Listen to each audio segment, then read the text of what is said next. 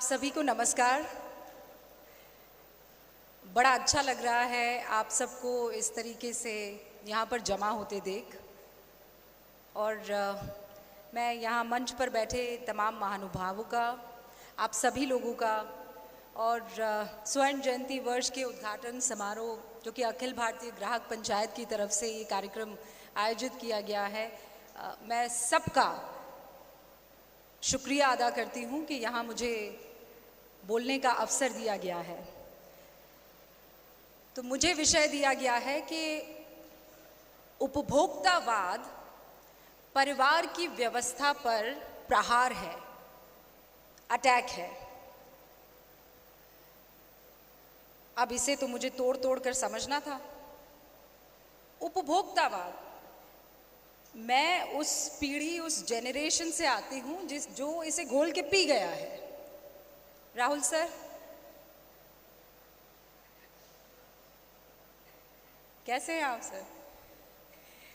बहुत कुछ सीखा है आपसे और अब तो मेरे लिए जो ये काम है ये और ज़्यादा डिफ़िकल्ट हो जाएगा, कठिन हो जाएगा कि आप वहाँ बैठे हैं, विराजे हैं और मुझे अपनी बात यहाँ कहनी है। मैं कोशिश करूँगी कि एक बार अपनी जहन को ये तकलीफ़ दूँ कि ना सोचूं कि आप वहाँ पर मौजूद हैं, लेकिन ये मेरी खुशनसीबी है कि आप श्रोताओं में से एक हैं और मैं कोशिश करूँगी कि न्याय कर सकूँ।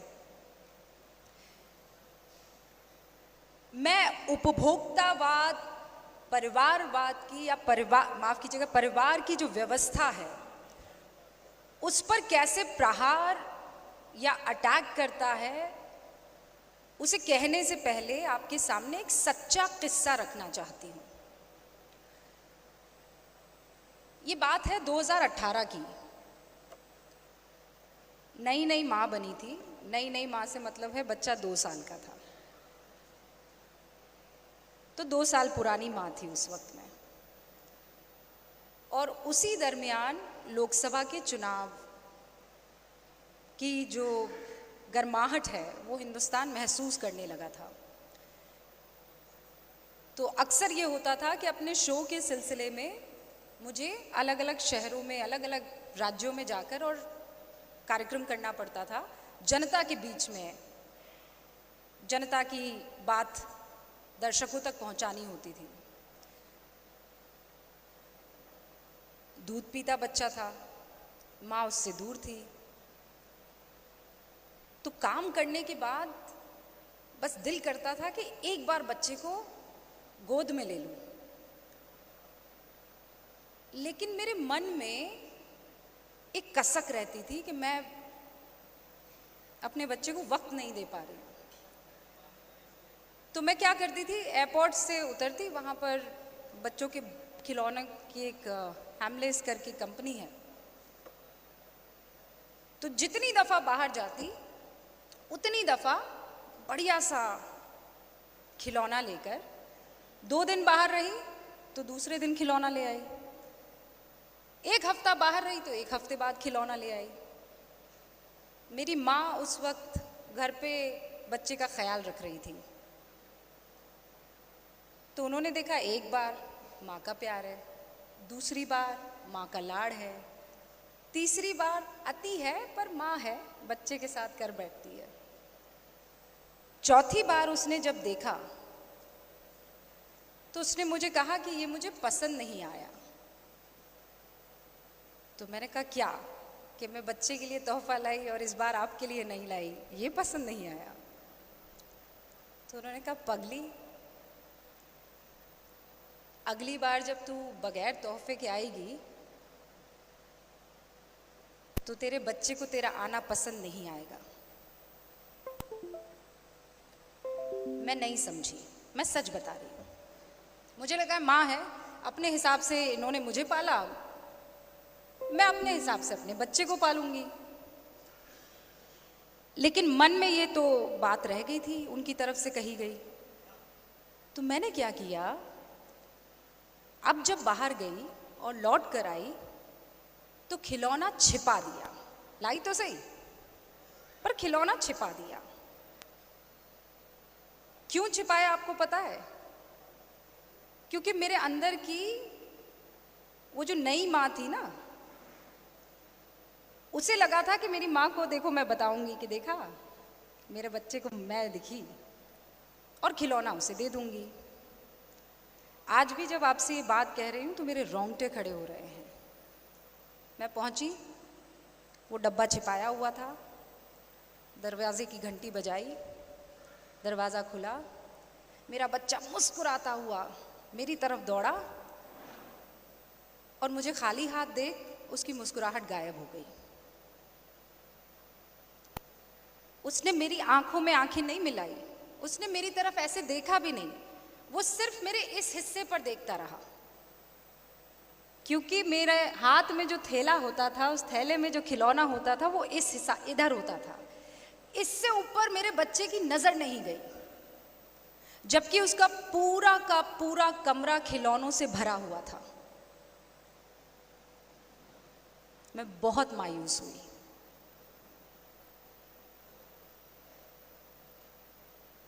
मुझे समझ नहीं आया कि मैं इस 2 साल के बच्चे से क्या कहूं। उपभोक्तावाद का असल रस तो मैंने इसे दे दिया है।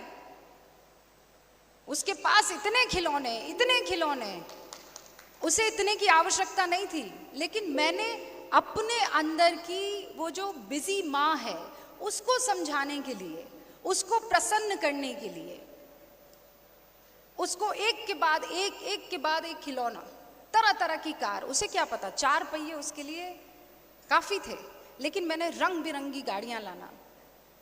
और तब मुझे अपनी माँ के किरदार की अहमियत पता चली। और तब मुझे इस बात का एहसास हुआ कि जिस चीज की जरूरत ना हो उस चीज को बस इकट्ठे करते चले जाना। अगर मैं उस वक्त ना रुकती तो ये मेरी परिवार व्यवस्था पर सबसे बड़ा अटैक होता, क्योंकि मैं खुद उपभोक्तावाद का शिकार थी और मैं अपने बच्चे को भी यही परवरिश देती कि समय के बजाय खिलौना दे दो। और जब बच्चा बड़ा हो जाता, जब मेरा बच्चा बड़ा हो जाता और वो नौकरी करने जाता, तो वो भी मेरे साथ ऐसा ही करता। वो उसका समय नहीं देता, वो मुझे एसी खरीद के देता, टीवी खरीद के देता, फिर फ्लैट टीवी लेकर आता, फिर एलईडी लेकर आता। वो वक्त नहीं देता, वो मुझे बस बार बार कुछ ना कुछ ऐसा खिलौना उसके मन का, जैसे मैं उसे देती वो मुझे देता। तो मैं तो वहीं रुक गई। और उस वक्त मुझे ये एहसास नहीं था कि उपभोक्तावाद है। ये तो जब विषय मेरे सामने आया और मैं सोचने लगी कि मेरे जीवन में कभी कोई ऐसा असर पड़ा है क्या। और जब मैंने पीछे पलट कर देखा तो मुझे सच में समझ आया कि नहीं, ये तो हर किसी के जीवन में है। और मैं आपसे जब बात करूंगी तो मैं बड़ी बड़ी किताबों का जिक्र इसलिए नहीं करूंगी क्योंकि हो सकता है वो आपके दिल को ना छू पाए, और यहाँ केवल आकर भाषण देकर चली जाऊं, ये भी मेरा मकसद नहीं है। मेरा मकसद ये है कि अगर इस विषय को हम सब ने अपने मन में नहीं समाया और अपने आने वाली जनरेशन और उन बच्चों को नहीं बताया, तो हम इसके शिकार तो वैसे ही हो चुके हैं। अब सोचिए ना, मैं अगर आज की जनरेशन के बच्चों को लकड़ी की काठी पे घोड़ा सुनाऊं तो क्या वो रिलेट कर पाएगा? ना उसने लकड़ी की काठी देखी है, ना तब्बक तब्बक घोड़े की आवाज सुनी है। उसने तो YouTube पर अंग्रेजी एक्सेंट में अलग अलग किस्म की पोएम, कविता जो है वो सुनी है, डिश डिश डिश डिश वाले सारे वीडियो गेम्स देखे हैं। और अब अगर मैं मेरी जनरेशन के लोगों के सामने जरा हौले हौले चलो मोरे साजना, हम भी पीछे हैं तुम्हारे, ये आज की जनरेशन समझ पाएगी। आज की जनरेशन के लिए मुझे लैम्बोर्गिनी, लुई विटॉन, गुची, ये सब उपभोक्तावाद ही तो है। पहले आप उस पीढ़ी के लोग हैं, राहुल सर उस पीढ़ी के लोग हैं जिनके मोज़ों में जब तक 2 छेद नहीं हो जाता था दूसरा मोज़ा नहीं आता था। और ये इसलिए नहीं था कि पैसों की कमी है, ये इसलिए नहीं था कि हम वो एक जोड़ी मोज़ा खरीद नहीं सकते हैं, ये इसलिए था कि हमें पता है कि जो कमाई हो रही है उसमें कितना बचत करना है और कितना आपको आगे के लिए या घर की ज़रूरतों के लिए उसे पूरा करना है। पर आज हमारे पास हर रंग के मोज़े, ये उपभोक्तावाद है। एक ही गाड़ी में पूरा परिवार नहीं समाना चाहता है, 3 अलग अलग गाड़ियां होनी चाहिए, उपभोक्तावाद है। परिवार तो वक्त मांगता है, परिवार साथ मांगता है। और आपका मन आज कल उस साथ में नहीं है। हमने जिस जगह इस वक्त हम खड़े हैं वहां आप देखिए, और ये सब मैं चिंतन के बाद आपसे कह पा रही हूं। आंकड़े भी लेकर आई थी और बकायदा 2 पन्ने पूरे भरे हुए थे, लेकिन इन आंकड़ों से क्या हम में बदलाव आ जाएगा, ये एक बड़ा सवाल मैंने खुद से पूछा और मुझे लगा कि शायद नहीं।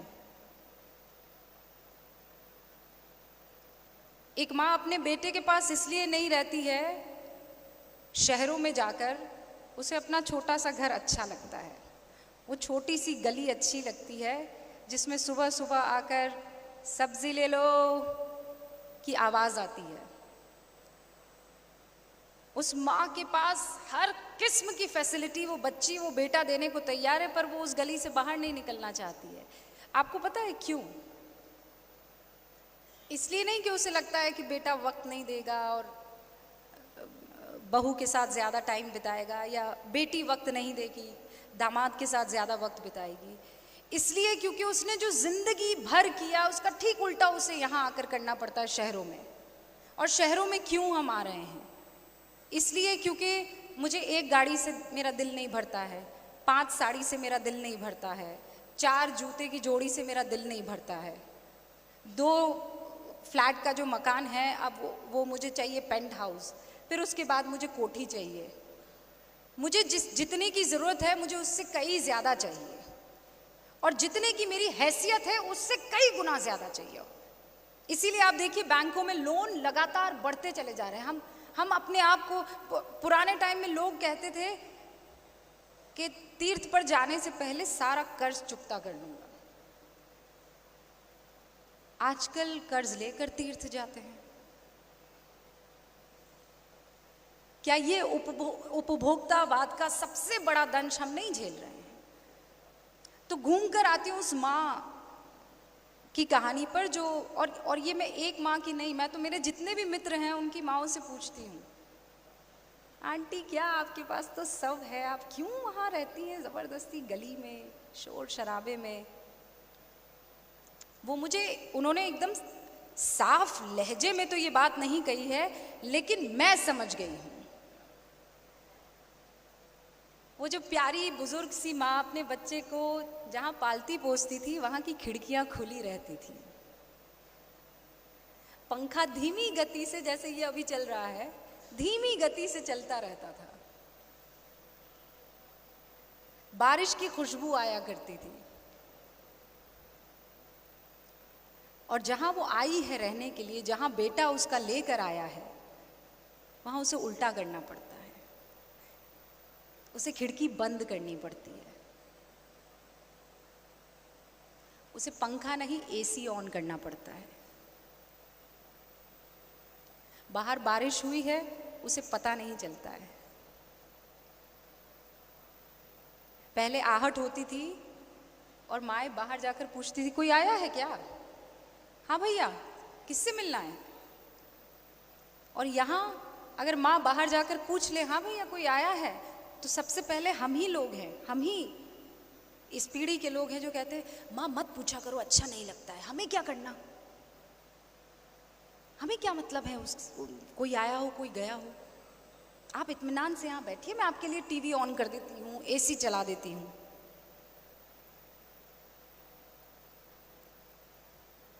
हमने जितने एसी बढ़ेंगे उतनी खिड़कियां बंद होगी, जितनी खिड़कियां बंद होगी उतनी माएँ अपने बेटे से दूर होंगी, जितनी माएँ अपने बेटे से दूर होंगी उतना परिवार की व्यवस्था पर लगातार प्रहार होता रहेगा। अब कह दीजिए मुझे कि ये उपभोक्तावाद नहीं है।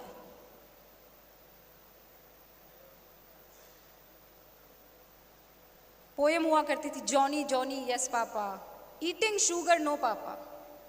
आज के बच्चों को शुगर खिला दीजिए, उनको पार्ले जी बिस्किट नहीं चाहिए, अब उनको महंगी वाली चॉकलेट चाहिए।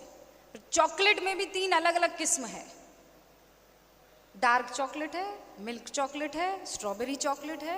ये उपभोक्तावाद है। पहले टेढ़ी मेढ़ी जलेबी चाशनी लगी खा लो, मस्त मंत्र मुग्ध हो जाता था इंसान। और इसके लिए आपको बहुत पीछे जाने की जरूरत नहीं है, बस हल्का सा गर्दन मुड़ाइए, आपको सब दिखने लगेगा। आज तो आप सबके पॉकेट में एक मोबाइल फोन है।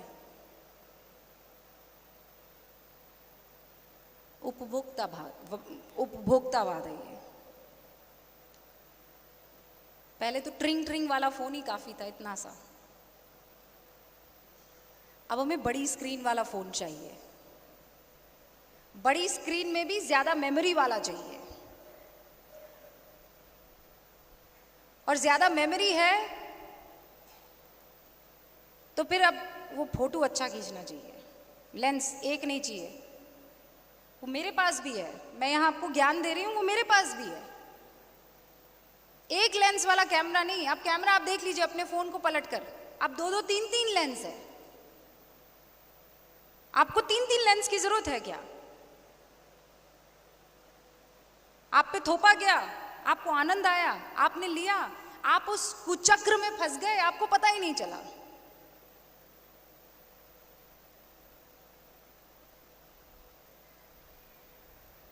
और मुझे तो जो भारतीय, हम भारतवंशी हैं, हमने तो जगत को न जाने क्या क्या दिया है, हमने वो सब छोड़ दिया। राहुल सर, हमने वो सब छोड़ दिया। मैं अभी एक नाइट क्रीम खोज रही थी, रात को लगाने के लिए नाइट क्रीम। बहुत मेकअप लगाते हैं तो थोड़ा स्किन के लिए अच्छा होता है, तो बड़ा महंगा सा सर मैं क्रीम लेकर आई।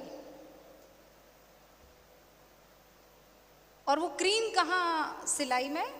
एक कंपनी है, नाम नहीं लूंगी, बहुत सारे कोर्ट केसेस वैसे ही चलते रहते हैं, आप जानते हैं। तो वो सबसे महंगा वाला क्रीम मैं लेकर आई, और उसकी खासियत आपको पता है क्या है? ऑर्गेनिक है वो। जो मेरी नानी लगाती थी 50 पैसे में, मलाई, हल्दी, शहद, गुलाब की पंखुड़ी, बढ़िया उसे घोला। एक दिन के लिए इस्तेमाल करना है तो नींबू का रस, वरना उसको वैसे ही छोड़ो। वही सारे इंग्रेडिएंट्स मैं 10,000 रुपए में खरीद कर लाई।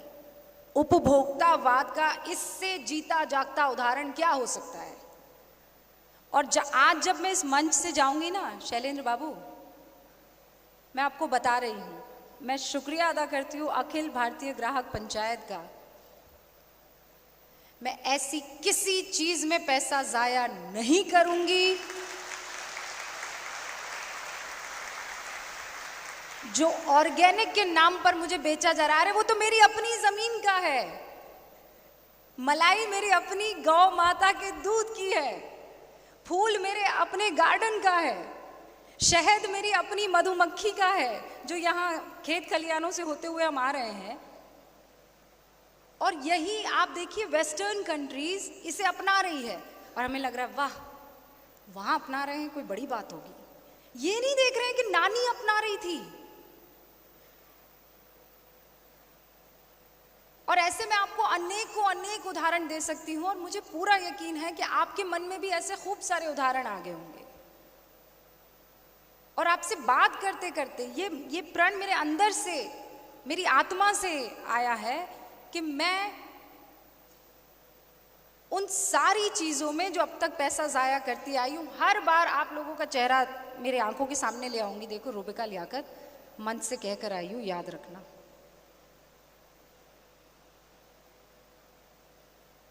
पूरी मेरी कोशिश होगी, लेकिन क्या मैं ये उम्मीद आप सबसे भी कर सकती हूँ? क्या मुझे हाँ में इसका उत्तर मिल सकता है?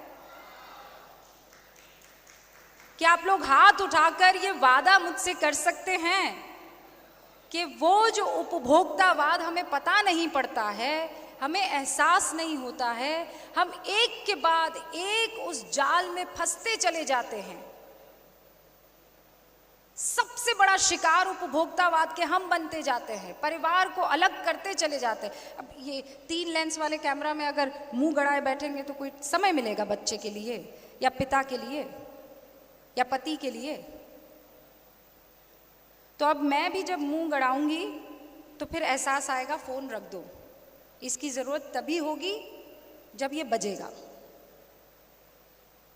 इसके अलावा थोड़ी चीटिंग कर लूंगी, मतलब 10-15 मिनट एक्स्ट्रा दे दूंगी, लेकिन उससे ज्यादा नहीं, मैं ये वादा करती हूं। और जो आंकड़ा लिख कर लाई थी, मेहनत से लाई हूं, तो वो पढ़ तो लूंगी मैं, कि ये जो हम उपयोग करते हैं, कंज्यूम करते हैं, कई बार हमें इस बात का एहसास होता है कि हम तो ठग लिए गए हैं, गलत हो गया, ठीक नहीं था ये। आपको पता है इस वक्त हिंदुस्तान में 5,52,686 ग्राहकों से जुड़े डिस्प्यूट इस वक्त चल रहे हैं, और ये लंबे चलेंगे। पहले तो आपने हमको ठगा, हमारा पैसा लिया, हमें वो सुख की अनुभूति भी नहीं हुई जिसका आप कह रहे थे कि हो जाएगी। हमें लगता है अरे वाह, इसने कहा है लहलहाते बाल खूबसूरत से, अरे वो पंखा नीचे से चलाया हुआ है, लहलहाते बाल थोड़े ही है। हमें पता है, हमारी माएँ तो, देखा है मैंने अपनी नानी को, दादी को नारियल का तेल, चौपड़ना कहते थे उसे, नारियल का तेल सर वो चिपका के अपने पीछे चोटी बांधती थी, और उतनी ही खूबसूरत लगती थी। मतलब आज मैं दोबारा फोटो देखूंगी तो मुझे यही लगेगा कि एक ब्लो ड्राई वाले बाल और एक चिपके हुए खूबसूरत से सुलझे हुए बाल। पर हमारे पास वक्त नहीं है ना, तो आज मैं आप लोगों से उम्मीद करती हूँ कि आप मोबाइल में अपना वक्त कम ज़ाया करेंगे और पुराने टाइम को एक बार फिर से याद करने की कोशिश करेंगे। और कई बार 2 कदम पीछे जाना अच्छा होता है, लौट के बुद्धू घर को आए से अच्छा है कि 2 कदम पीछे जाए। तो मैं आप सबसे ये उम्मीद करती हूँ, और अब तो वैसे भी आप देखिए हिंदुस्तान में कितना गर्व हो रहा है। पहले बिंदी लग जाती थी तो मैं माथा पोंछ लेती थी, मॉडर्न नहीं लगता है। पहले साड़ियाँ नहीं पहनती थी, आजकल आप देखिए भारतीय संस्कृति में इतराने का मौका आया है, इतराने का। मैं इतराती हूं, वेटर से अंग्रेजी में बात नहीं करती हूं, मुझे हिंदी में बात करना पसंद आता। और पुरोधा बैठे हुए हैं राहुल देव सर, हिंदी के लिए बहुत मेहनत कर रहे हैं, हम जैसों को बार बार झकझोरते हैं, याद दिलाते हैं, जो हर दूसरी लाइन में अंग्रेजी के 2-4 शब्द और सेंटेंस हम तो परोसी देते हैं। पर मैं ये कोशिश करती हूँ कि जितना हो सके भारतीय संस्कृति को पकड़ के रखूं, क्योंकि जितनी जड़ें मजबूत होगी पेड़ उतना जानदार होगा, और पेड़ जितना जानदार होगा उतना फलदायी होगा, और जितना फल देगा, जितनी छांव देगा, उतना लोगों के कल्याण में अपनी उपयोगिता जो है वो दे पाएगा। मेरी भी यही कोशिश है ज़्यादा वक्त ना लेते हुए आप सभी का एक बार फिर से इस मंच से बहुत बहुत शुक्रिया अदा करना चाहती हूँ, धन्यवाद करना चाहती हूँ।